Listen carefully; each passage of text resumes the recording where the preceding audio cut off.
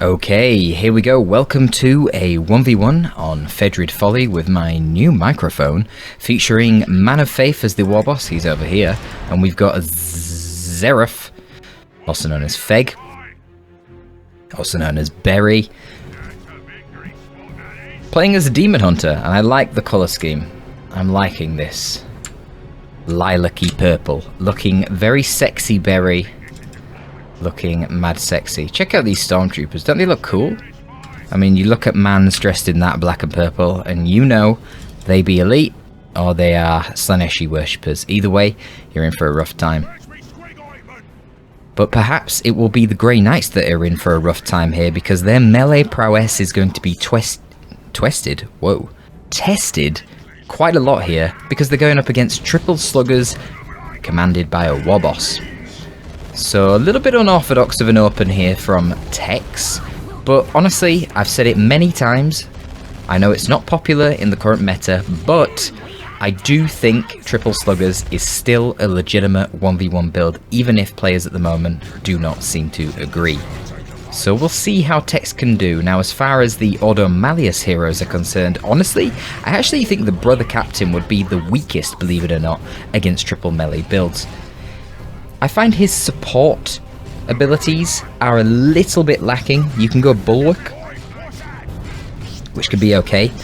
Gives you that one buff onto literally one of your strike squads. And, you know, it will help the strike squad win any 1v1 fight against any singular orc melee squad. But it won't help you that much against multiple. I mean, just compare it to playing as a Force Commander and having Battle Cry, doing a huge amount of damage buffs to your whole army in that engagement and constantly knocking over potentially multiple different Slugger Boy squads. Or compare it to Purification Rites from the Apothecary, where you get your heal doing damage and knockback in an AoE around your unit. That Purification Rites damage could potentially knock over 2 or 3 Slugger squads. Nothing the Brother Captain has can do that. Furthermore, the Brother Captain himself is very vulnerable to melee, because he doesn't have an ability like the War Boss with his Stomp to do AoE knockback, like the Chaos Lord with his Kill the Weak to do AoE knockback and healing, etc, etc. Now, the Demon Hunter does have his Rift Tear ability, which can help control the melee, but doesn't kill it, and once the melee is already in combat, the Rift Tear is not super useful. Though remember that you can combine Rift Tear with the Purged by Fire ability of the Purgation to get a 100% snare on an enemy squad temporarily. And then you can shoot the shit out of those boys. So it'll be interesting to see if we do see any Purgation in this matchup. I would expect Purgation here, and perhaps Tex does as well, which is why he is opting for a Looter as his 4th squad. Now, if you were to expect Operatives or Interceptors, the Looter would be tremendously less attractive. But the short-ranged incinerators of the Purgation squad are not going to be very effective against looters. Bang Bang Hammer is up on the War Boss. That's going to be very good in army versus army fights, but also just for chasing down infantry. The Bang Bang Hammer will kill a Stormtrooper with every single hit. 75 melee DPS, but the actual DPH is over 100. So a good little ambush here from the looters. They're going to open up on the strike squad and suppress them. The Demon Hunter is going to be moving in to attempt to tie it up, but a little bit of a micro mishap there from Seraf. A little bit delayed, and the strike squad end up taking a lot of damage for it, but eventually the Demon Hunter does get in and force off the looters. The War Boss now is trying to come over and save his boys, but he's a little bit late, if I'm honest with you. Controlled quite effectively there by double energy burst and a bit of focus fire, but he does have his spiky armor, and oh my god, you can see the amount of damage that spiky armor is doing to the strike squad, and that final model is taking out there when he attempts to retreat and is slain by the War Boss. Check out the spiky armor. Now, typically well, the retard hero is now killed. Typically, people say that the spiky armor is not something that you get to counter melee, and I would agree. I would say that you get it... we do see Purgation, interesting. I would say that you typically get it to counter enemy range spam, because it gives you such a huge increase to your maximum HP and your HP regen. Typically, melee units don't want to attack the War Boss in the first place, so the Oh, nice use of the global here. Psychic Assailment giving extra damage and range to the Purgation. Let's see how this engagement goes before I continue talking about the spiky armor. We see the ability there from the Purgation coming in, slowing down the flank on the Slugger Boys. And the Burners are going to be able to finish off the power node before they are forced off by the Purgation squad. Strike Squad and Demon Hunter in retreat. How many boys will they get? 2? Will it be 3? Maybe if this guy was quicker. But he's not fast enough today, so only 2 boys going down there. And is it really going to be double Purgation? I was going to say that seems a little bit questionable. Looks like Seraf right now probably wants to drop down a few more generators and go for tier 2. Regardless, let's have a look at spiky armor. 250 maximum HP and 2 HP per second regen is granted by this armor. But it also passively deals 6 piercing damage to all units in radius 3 every time the war boss is hit in melee. So just think, you've got 6 Strike Squad models all surrounding the war boss in radius 3 of one another, hitting the war boss. So every maybe 1.5 seconds when they hit, they're going to be doing 6 piercing damage in radius 3. And I assume that like it doesn't have a cooldown. Anyway, you've seen how effective it was. It melted the Strike Squad. But typically, melee units don't want to fight the war boss anyway, so that aspect of the war gear is kind of redundant. Because he's such a strong melee fighter and he's got the stomp as well, you generally don't want to fight him in melee. So typically, you get this armor to combat enemy ranged units, and then if you want to fight melee, you would go for the Cyborg implants giving you the big stomp, which does a AoE stun, which can help your melee units win melee fights.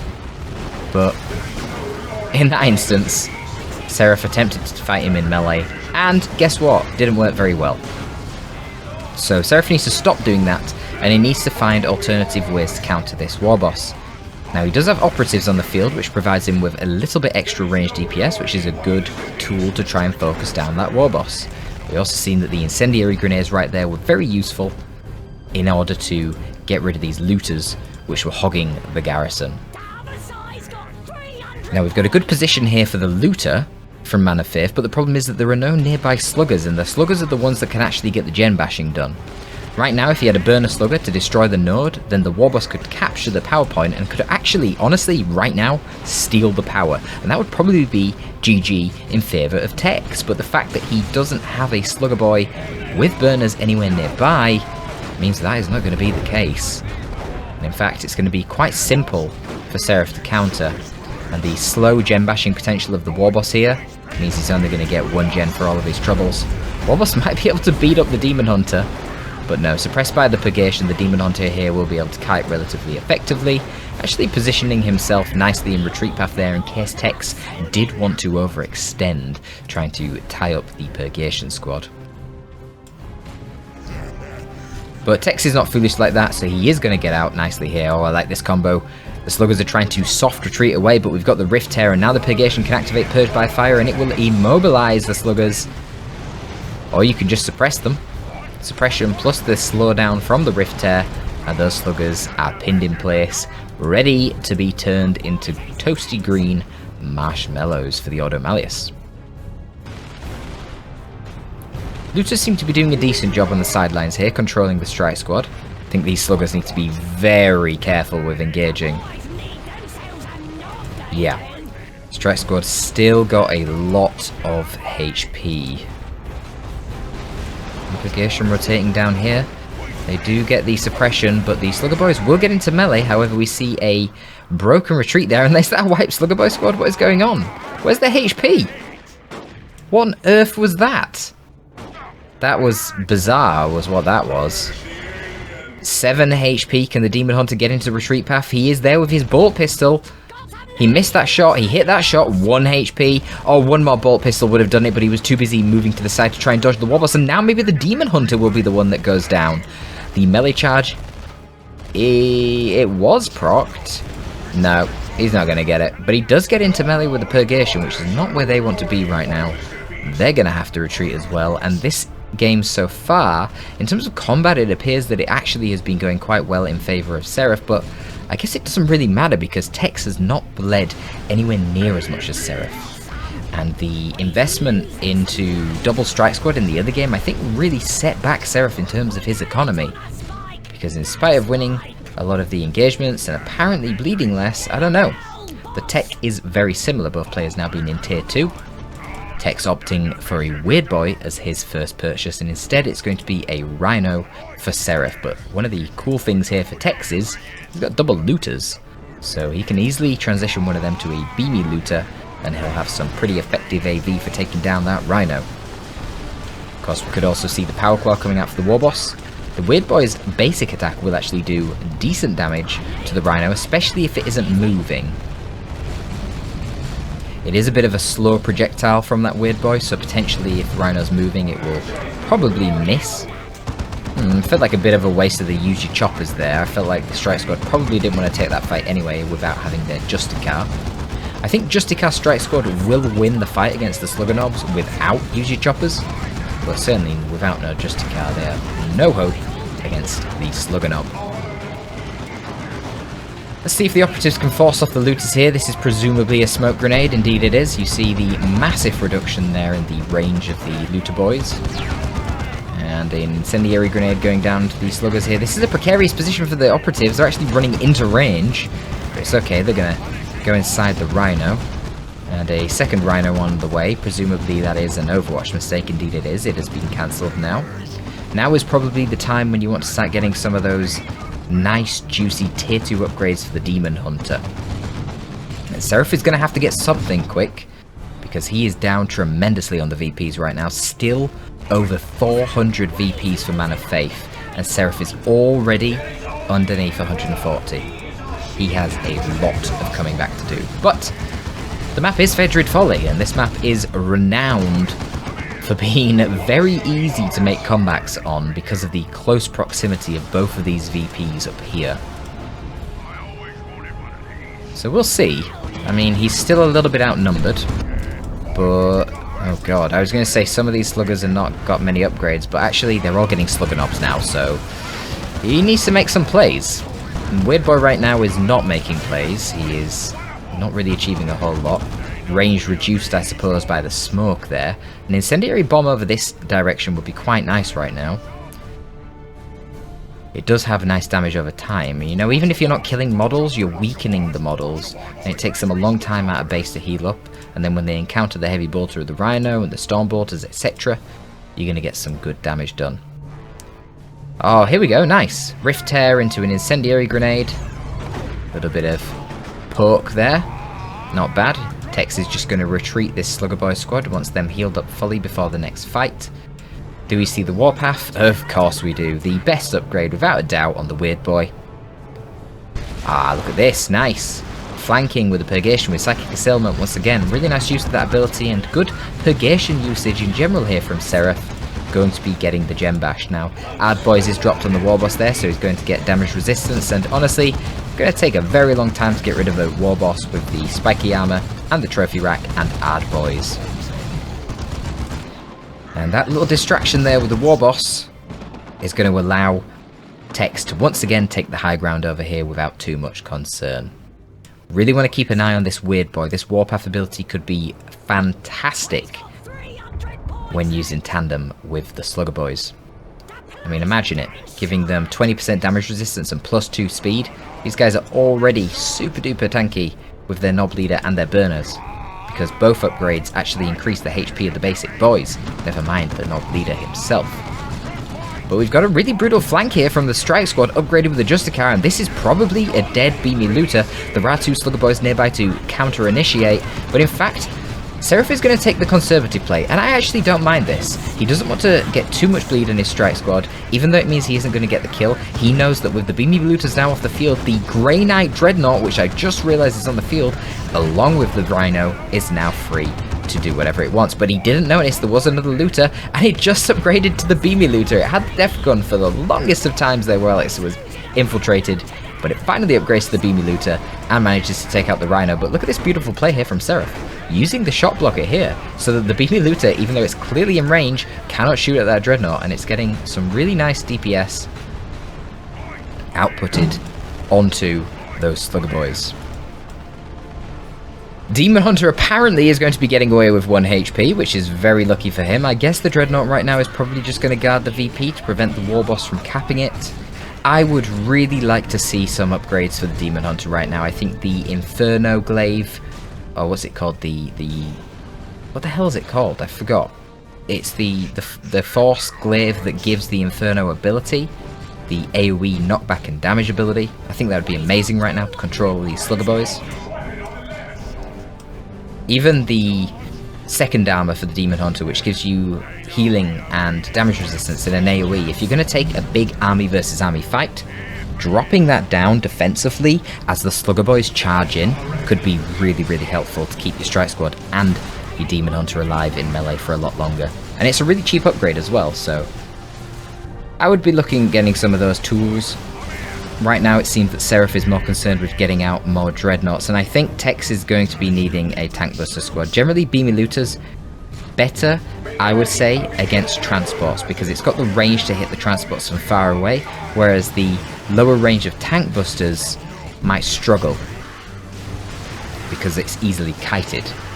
Now, at the same time, of course, Beamy Looters are very immobile versus Rhinos, but generally it only takes 2 or 3 shots from a Beamy Looter to wipe the Rhino. Certainly when you've got 2 of them, it's very easy to kill Rhinos, given that these guys do infiltrate. The Grey Knight Dreadnought, however, too tanky. It walks forward, it ties them up. That's where the mobility of the Tank Busters, in spite of the lower range, can actually come in very handy. Of course, this is a melee walker. We don't know what he's going to go for on the second one. Right now it's just default with the heavy flamer. And I do note that there is actually no power up at the moment for Tex, but I guess that doesn't really matter. None of his purchases that he would want right now particularly require power. And it's going to be another looter, really? I am a bit confused about that. I feel like Tex is kind of memeing. He's got the Power Claw. Oh my god, it's going to be a Plasma Cannon Dreadnought. That could actually be amazing. Let's see. You don't see these things in 1v1 very often. One of the big weaknesses of the Plasma Cannon with the Plasma Cannon Dreadnought is if it gets hit in melee, it cannot shoot, because it has no melee weapons. It doesn't actually get tied up in melee because it can't fight back, but it can't shoot when it's been meleeed. So it's going to be protecting, but against blobs of Orc Boys it could do quite well. We'll have to see. It doesn't have melee resist, so the Power Claw and the Warboss will do quite well. Of course, that's why you guard it with a melee Dreadnought. I mean, that makes sense, right? And Incinerator Purgation could also do that job quite well. So he's going to jump to the IST as well. I don't know how much damage this does. Let's see. 140 to 40, about 50 HP per model. And then it won't jump to the same squad that it's already jumped to again, so... Pretty scary retreat path there for the Slugger Boys. Does he want to Emperor's Fist them? I guess not. I guess he wants to save it, that's fine. Seraf is actually playing quite conservatively here, and I like it. I like conservative play. This Dreadnought running into base is not conservative. I hope it's not bugged. I hope this is just, yeah, just a micro error. He's going to pull it back. Again, if Tex had some mobile AV here, cough cough, Tank Busters, I think he'd be in a lot better of a position. But apparently not. He wants to meme and go for triple looters. We might see a Call the Boys here. A serious lack of HP on some of these Beamy Looters. I mean, they're all running around with one model. This Beamy Looter's going to get wrecked. Oh my goodness. And it wipes. Oh, what is Tex doing? He has the resources for the Call the Boys. He's got the wreck. He's got the red, right? He must have the red. Now he has used Call the Boys, and we see lots of boys with the Warpath, and they're charging in. So they get the speed buff and damage buff from the Call the Boys, and the Warboss here is taking on the melee Dreadnought. Not what you would expect, but it was so low on HP that I guess you can. And look at the damage output just from Slugger Boys with all the buffs here, probably from the active WAR ability on the Slugger Boys, from the Call the Boys global, and from Warpath, speeding them up as well. It doesn't increase the damage, but this Slugger Boy actually needs to be quite careful. Needs to disengage. Will it live? Yes, the Slugger Boys and not being focused by the strike squad. We've got some Ard boys dropped here, but that is futile. These slugger boys are way too low on HP. They need to disengage under the safety of the stomp from the war boss. What are they doing? Tex is really overestimating the power of his slugger boys here, and they're just going to wipe to the strike squad. I don't know what he's doing. There is still 136 VPs left in this game. This is not the time for stalling tactics, Mr. Texcalibur. I'm just noticing it now. Here we go. This is the damn thing. The Force Glaive. We've got some Crusaders to back this guy up. Seraf is then going to be going to tier 3. Of course, once he hits tier 3... Oh, that was a fail, wasn't it? He just slowed down his own Crusaders. Rift Tear, fortunately, does not reduce the speed of retreating units. So, he might have actually wiped the weird boy there if he didn't try and show off. But probably going to be wiping out the looted... Oh my god, it's not looted, it's a looter squad. Yes, indeed he does. And now the Crusaders are in melee retreat path of the war boss. Beautiful, beautiful play. This is what Crusaders are for. They might be squishy, they might be light infantry, so the shooter boys would wreck them. But guess what? Tex didn't go for any shooter boys. They are the equivalent of Banshees in many ways. Relatively squishy, but very high DPS, speedy boys for the Ordo Malleus in comparison to the Strike Squad. And there you go, you see the bolter there. I don't even know what it's called. Is it a Hurricane bolter on the Grey Knight Dreadnought? Actually finishing off the remainder of that Slugger Boy squad. And now Tex's forces are looking extremely diminished. As tier 3 comes in, we can get the Acolyte leader for the Crusader squad, and it gives them tremendous buffs. The Acolyte leader himself being a very potent melee fighter, buffing their Battle Frenzy ability on top of that. And I don't think Tex is going to be able to take over these two VPs once that occurs. Beamy Looter here getting wrecked by the Plasma Dreadnought at range. You need to either tie this thing up in melee, or you need multiple sources of ranged AV. You can't just use one ranged AV source against it, and this is why this unit is often basically complained about from team game players. Because ranged units in general do a lot better in team games, and this thing just punishes them. Trying to kill it with a last cannon, it just walks up, knocks over your last cannon, and then your last cannon can't shoot because it can't set up. But there you go. We actually got to see a little bit of Plasma Dread action, level 3. Can you believe it?